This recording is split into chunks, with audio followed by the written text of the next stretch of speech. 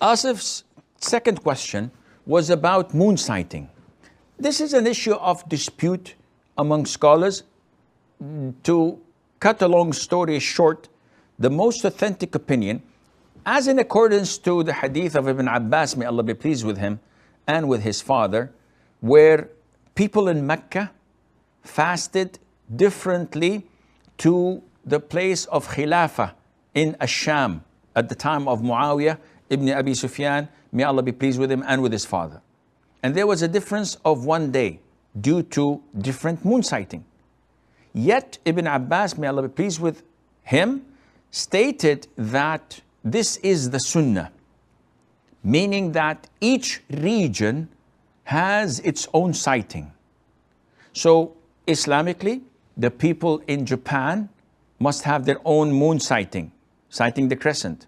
The people of Malaysia and Indonesia, the people of India, the people of the GCC countries, the Gulf, the people of Syria, Iraq, the people of Egypt, the people of North Africa, etc. They all have to have their own sightings. And there will be a difference of a day, maybe two. But this is normal. It will all come back to normal when the following months continue and follow. Some say that we have to have a global moon sighting. So it's one day for all.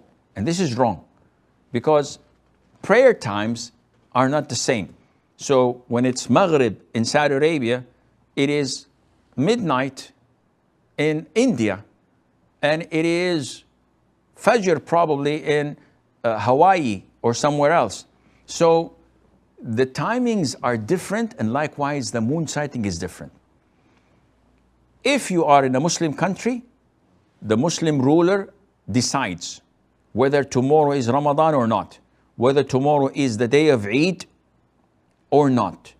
And he should do this according to the moon sighting. But as he is the Muslim ruler and he has the authority, if he decides to go through calculations and neglect the moon sighting and imposes this upon his congregation, upon his citizens, upon his country, then they must obey him.